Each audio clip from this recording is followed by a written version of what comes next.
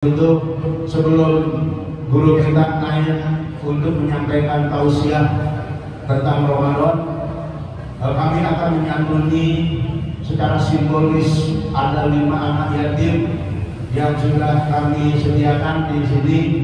Tolong nanti yang di depan kita kasih kesempatan untuk yatim. Nanti anak yatim ini yang akan diberikan amplopnya. Yang pertama oleh guru kita Ustaz Ahmad Amin.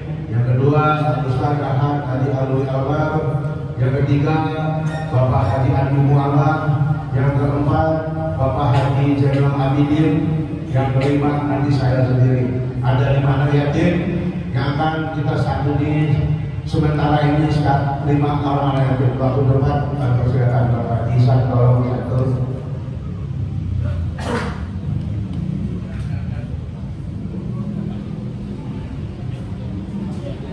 Terima kasih. Assalamualaikum warahmatullahi wabarakatuh. Kepada adik-adik atau anak yatim yang kami panggil untuk bisa maju ke depan ya. Yang pertama Husin Hamid Zain. Yang kedua adik kita Farhan ayah banyaknya. Yang ketiga adik kita Zaki.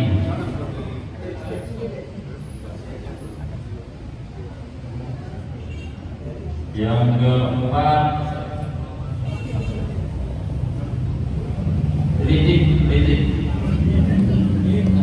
Yang kelima adik kita Hakim. Ya, jadi 5 saudara yang simbolis ya.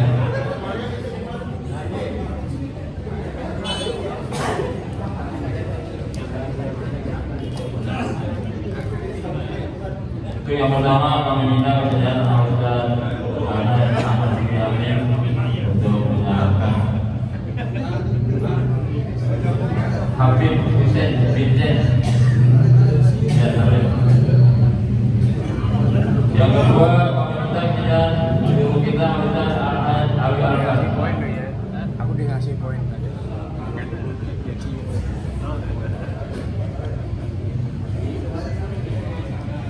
Yang ketiga kami minta kepada tokoh masyarakat kita Bang Haji Andi Muhammad.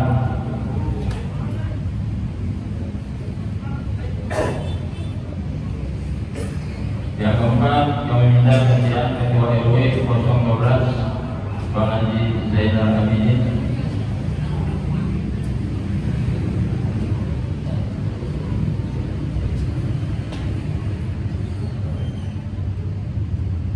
Yang kelima Ketua DKM Musyawarah Taqwa Bang Haji Muhammad Isyaq Maulana. Sallu ala Muhammad.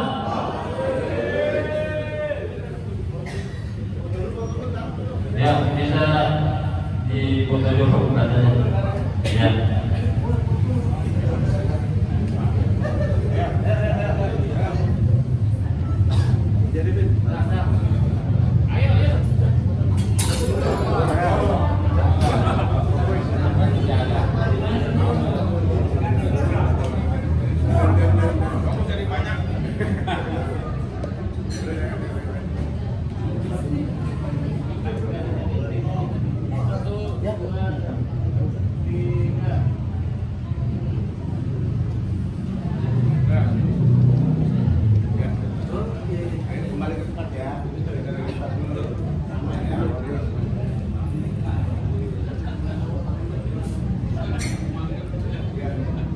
Ya, barusan saja kita saksikan penyantunan anak yatim sebanyak 5 anak yatim sudah kita berikan. Nanti yang lainnya menyusul ya. Kita dengarkan tausiah dulu ya, adik-adik. Dengarkan dulu yang khusyuk, ya jangan berisik. Nanti setelah Ustaz kita selesai ceramah, lalu kita lanjutkan lagi. Ya, terima kasih. Untuk itu kepada guru kita Ustaz Ahmad Dr. Andes dari Ahmad Bibi Amin, waktu depan kami persilakan. Sallallahu alaihi wasallam.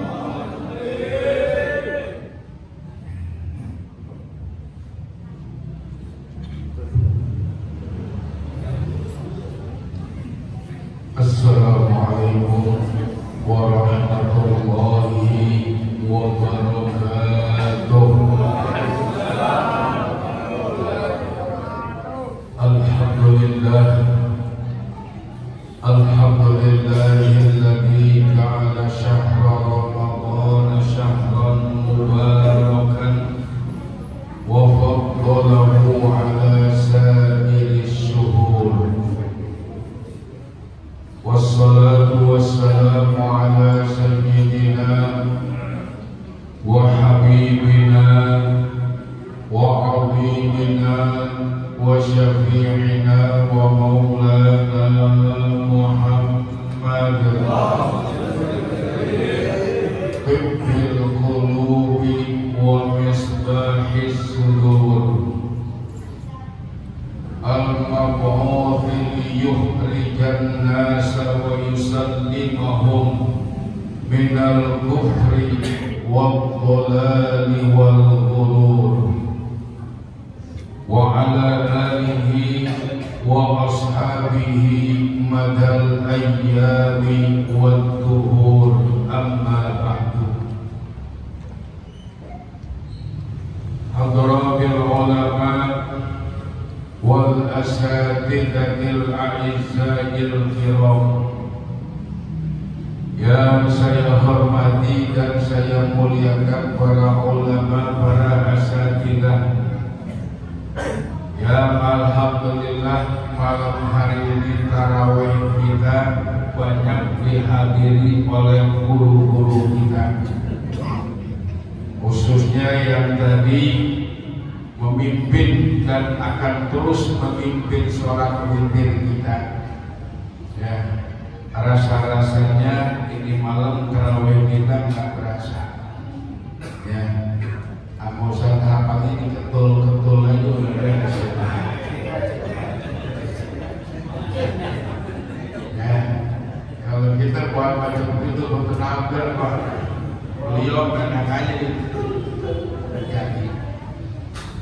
Ya, Ustaz Haji Hafani Irwansyah, Ustaz Haji Alwi Albar, Ustaz Dr. Andes Haji Zainal Arifin Mukhtar, Ustaz Haji Mar Ali Masduki, semuanya tumplak alhamdulillah pada malam hari ini.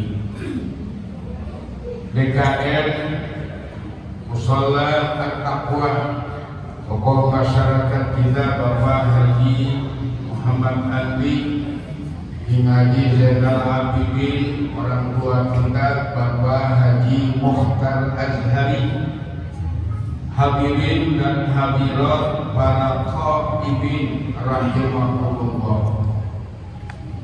Malam hari ini kita tepat berada di malam yang ke-17, malam yang oleh sebagian besar ulama diyakini sebagai malam turunnya Al-Quran, malam mulainya Al-Quran turun kepada Nabi kita Muhammad sallallahu alaihi wasallam. Karena yang namanya nuzulul Quran ada dua. Ada yang pertama namanya inzalul Quran, ada yang namanya nuzulul Quran. Yang mana yang namanya inzal yang tadi dibaca oleh imam di setiap rakaat yang pertama, inna anzalnahu fi lailatul qadr, diturunkan daf'atan wahidah sekaligus 30 juz dari Lauhil Mahfuz ke Baitul Izzah. Ini yang pertama, ya, itu terjadi di malam Lailatul Qadar. Yang kedua, yang diperingati sebagai nuzulul Quran, ya, yang diyakini pada tanggal 17 Ramadan adalah turunnya Al-Quran kepada Nabi kita Muhammad Sallallahu Alaihi Wasallam di Goa Hiro pada tanggal 17 Ramadan. Berapa ayat yang turun? Berapa ayat? 5 ayat, yaitu 5 ayat pertama dari surah Al-Alaq. Iqra bismi rabbikal ladzi khalaqal insana min 'alaq. Iqra wa rabbukal akram alladzi 'allama bil qalam 'allamal insana. Sampai situ selesai.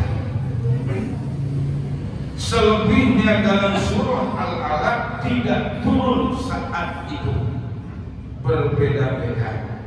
Itulah yang disebut dengan nuzulul Quran. Malam hari ini kita peringati sebagai nuzulul Quran. Ya, itu yang pertama.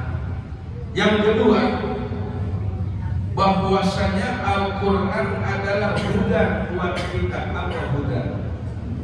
Petunjuk. Apa petunjuk? Apa petunjuk? Pedoman. Nah, sekarang kita bahas sedikit. Biasanya ceramah punya berapa? 15. Pokoknya tenang aja, kita sampai 15 dah. Ya. Sekarang baru jam 8:30, cuma dikit doang, paling 20 menit paling lama. 20 menit terlambat dikit pulangnya, nggak apa-apa kan? Sahur masih lama, tenang aja. Apalagi imsak masih lama, tenang aja. Supaya Al-Quran betul-betul menjadi hudan buat kita, supaya Al-Quran betul-betul menjadi petunjuk buat kita, bahkan supaya Al-Quran itu betul-betul menjadi imam buat kita, syaratnya ada 4. Ada berapa? Ada berapa? 4. Jadi kalau masing-masing kita bahas setengah jam lumayan nih.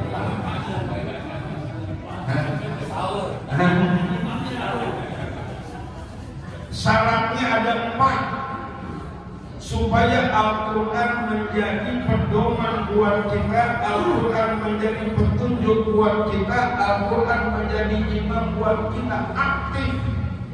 Saya ambil contoh. Rata-rata sekarang kita punya handphone, betul kan? Nah, supaya handphone itu aktif buat kita, bermanfaat buat kita, berguna buat kita, membantu aktivitas dan kegiatan kita, bagaimana caranya? Bagaimana caranya? Apa? Aktifin. Supaya aktif bagaimana tuh aktif? Ya. Jadi jangan sampai cuma ada doang di kantong. Jangan cuma Al-Quran dipajang doang di rumah. Jangan cuma Al-Quran dijadiin hiasan doang di mana-mana, dibawa kemana-mana. Maka Al-Quran supaya menjadi imam kita syaratnya ada 4. Ada berapa? Ada berapa? 4. Ini boleh enggak? Ya. Oke, kakek gua ngomong aja udah. Apa yang pertama? Yang pertama, kita harus meyakini kebenaran Al-Quran. Ini syarat yang pertama kita. Kalau kita sudah meyakini Al-Quran memang benar, Al-Quran adalah hak, Al-Quran adalah kalamullah, Al-Quran adalah dari Allah Subhanahu wa Ta'ala, maka syarat pertama, Al-Quran bisa menjadi hidup di dalam diri dan kehidupan kita. Ini syaratnya. Pak, Kita udah mulai nih, ada orang-orang yang ingin mengkritisi Al-Quran. Al-Quran dikritisi, Al-Quran dikritik. Bahkan ada yang namanya apa? Ingin menguji materi Al-Quran. Kalau undang-undang ada uji materi, kalau undang-undang ada yang namanya uji kata per kata. Ada sekarang orang yang ingin menguji materi Al-Quran. Nah kalau Al-Quran dari Allah, kira-kira yang menguji materinya siapa? Siapa kira-kira? Luar biasa. Ada orang-orang yang tidak mau percaya kepada kebenaran Al-Quran. Jadi walaupun orang Islam mengaku Muslim, tetapi kalau dia tidak percaya kebenaran Al-Quran mutlak dari Allah, ini dia nggak bakal bisa mendapatkan petunjuk-petunjuk daripada Al-Quran yang diturunkan oleh Allah Subhanahu wa Ta'ala.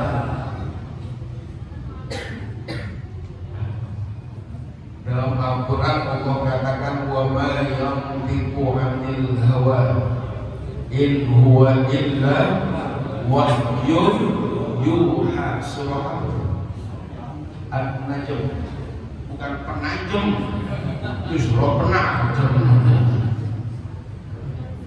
Wa ma yantiqu 'anil hawa, Rasulullah tidak pernah berbicara atas dasar kemauan beliau sendiri. Ketika Al-Quran beliau bacakan, Al-Quran bukan dari Rasulullah. Ketika beliau bacakan Al-Quran, Al-Quran bukan dari nafsunya beliau, tetapi Al-Quran semata-mata in huwa illa wahyun yuha. Semata-mata Al-Quran adalah wahyu yang diwahyukan kepada Nabi kita Muhammad sallallahu alaihi wasallam. Syarat yang pertama, jangan sampai bergeser dari dalam diri kita. Al-Quran adalah petunjuk, Al-Quran kebenarannya dari Allah Subhanahu wa Ta'ala. Nazala bihir ruhul amin, terus ala qalbika litakuna minal mundirin. Ya. Nazala bihir ruhul amin. Al-Quran itu turunnya kepada Nabi Muhammad lewat malaikat Jibril. Malaikat Jibril ini apa kedudukannya? Muta'in tamma amin. Muta'in tamma amin. Atau muta'in ditaati tamma amin. Di kalangan para malaikat yang sangat dipercaya, ini malaikat Jibril dipercaya. Pak, mohon maaf kalau saya boleh tanya, Bapak sering nggak terima paket? Sekarang kan begini, tok kalau perlu pakai. Bener apa enggak? Kepercayaan orang terhadap paket itu tergantung siapa yang membawanya, betul? Siapa yang membawa? Entah A, B, C, ini. Ya, jadi kepercayaan orang kepada sebuah paket adalah tergantung siapa yang membawanya, delivernya, siapa yang mengirimnya. Nah, Nabi kita Muhammad mendapatkan Al-Quran dari Allah Subhanahu wa Ta'ala. Siapa yang membawanya? Malaikat Jibril. Yang malaikat Jibril ini muta'in tamma amin. Bahkan bergerak Ar-Ruhul Qudus. Ar-Ruhul Qudus. Ini Nabi kita maaf malaikat Jibril. Jadi syarat yang pertama. Pertama nih, udah 10 menit gimana nih? Bukan ada yang ngomong, udah sahabat terawih di sini. Dinari buat pulang. Biasanya ngobrol kamu abai. Ceramah berapa kali? Baru kedua. Oh pantas kali biasa. Pantas. Keren kali kerja sama malam kali.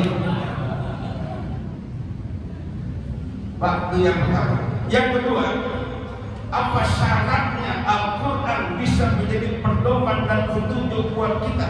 Yang pertama tadi, yang kedua syaratnya dibaca. Dibaca. Karena Al-Quran sendiri kan dari kata-kata Qur'an, ya membaca Al-Quran artinya yang dibaca. Bahkan kalau kita mau kembali kepada arti yang lebih jelas lagi, yang selalu dibaca, ya, yang selalu dibaca. Baru Al-Quran bisa aktif menjadi petunjuk buat kita. Kita baca Al-Quran, kita baca Al-Quran. Loh, memang bisa? Kan cuma baca, belum tentu kan mengalir, belum tentu bisa kita terima. Jaminannya dari Rasulullah Sallallahu Alaihi Wasallam bahwasanya setiap orang yang membaca Al-Quran satu huruf berapa kebaikan? 10. Itu kalau biasa. Kita baca lagi santai, ada mulon, ada kentar, ada mudik, ada bilir sampai tiduran, sampai duduk akan kaki. Depannya ada kuping, depannya ada kuping 10 kebaikan. Apalagi sekarang baca Quran di HP, nggak pakai wudhu lagi. Ada banyak kan? Banyak kan? Memang kalau baca Quran nggak boleh wudhu.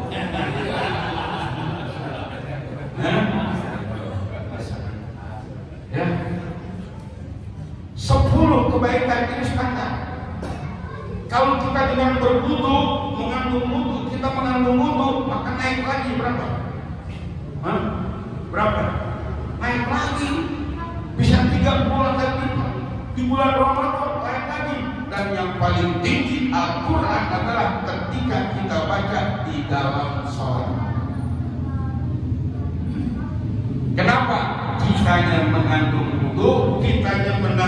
wudu, kemudian yang kedua sedang menghadap Allah Subhanahu wa Ta'ala.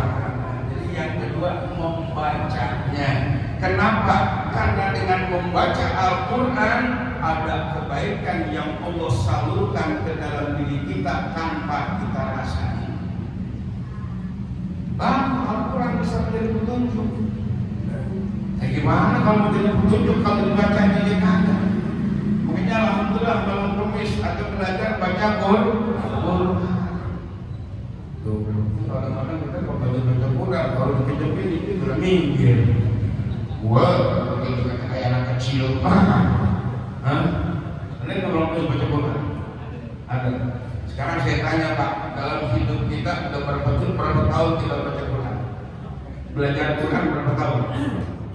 Dari kecil, alhamdulillah. Ada yang nggak pernah belajar Quran, nggak pernah. Yang lain dipelajari, yang lain dia ahli, yang ini Al-Quran. Ya, Al-Quran. Jadi yang kedua syaratnya apa? Syaratnya yang kedua membacanya. Dua. Yang ketiga apa? Yang ketiga syaratnya mengkaji dan mempelajarinya. Mengkaji dan mempelajarinya. Ya, kita kan kadang-kadang begini Pak, udah frustasi keluar, gimana Bapak bisa? Al-Quran kan bahasa Arab, kita kan orang Indonesia. Apalagi sekarang ada yang namanya ya sentimen Arab, udah susah kan? Kan sekarang banyak sentimen Arab, bener? Sentimen Arab mana kan? Apa ke bandara? Sentimen Arab ada apa ke bandara? Apa ke bandara ada kemana? Ya nggak tahu ya. Apa ke bandara? Gara-gara cium tangan sama orang Arab dipecat. Dipecat gara-gara cium tangan. Alasannya kalau orang meninggalkan Tuhan lain banyak. Kan biasa Pak, dianterin pesawat, dianterin ke sini biasa tuh kan. Oh dikenali orang dianterin pesawat, dianterin ke sini biasa. Ya, udahlah kalau dibahas dari kamu. Jadi sekarang ada yang sentimen Arab. Jadi Al-Quran itu memang bahasa Arab. Kalau Al-Quran yang tidak berbahasa Arab tidak mendapatkan kemuliaan seperti Al-Quran yang sebenarnya. Bapak boleh tulis Al-Quran dengan huruf Latin, Alhamdulillah dengan huruf Latin, Yasin dengan huruf Yatin, yang lain dengan huruf Latin. Injak-injak silakan. Injak-injak boleh. Alhamdulillahirabbil alamin tulis dengan huruf Latin, tulis injak silakan. Kencingin masih boleh.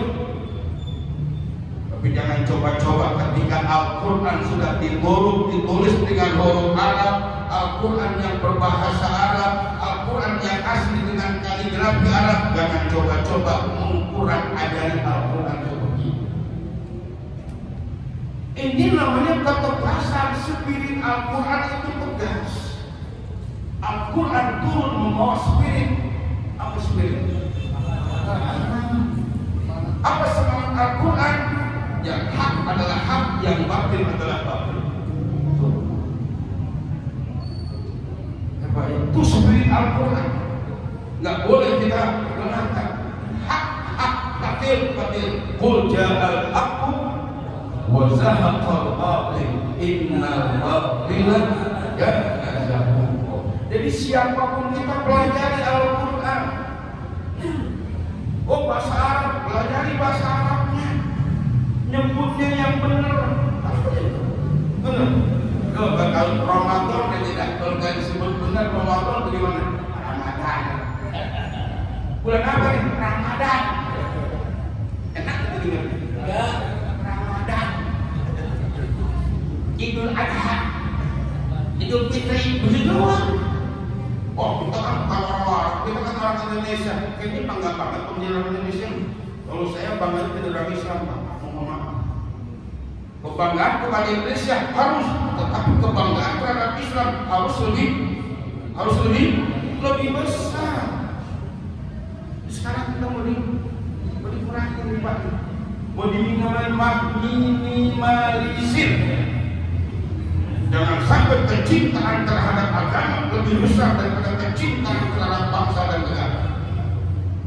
Justru dari agama kita kenal bangsa dan negara. Betul? Betul nggak? Justru dengan belajar agama kita jadi cinta bangsa dan negara kita. Kalau nggak tanpa agama, cintanya bohong. Ampun apa? Yang ketiga syaratnya dikaji.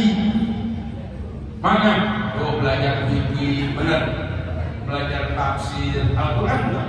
Al-Quran. Ya, belajar lagi. Ya, hadis Al-Quran enggak? Kan penafsir Al-Quran apa? Hadis menafsirkan Al-Quran, Al-Quran menafsirkan Al-Quran. Ya, jadi kita pelajari itu semuanya adalah dalam rangka kita mengkaji Al-Quran.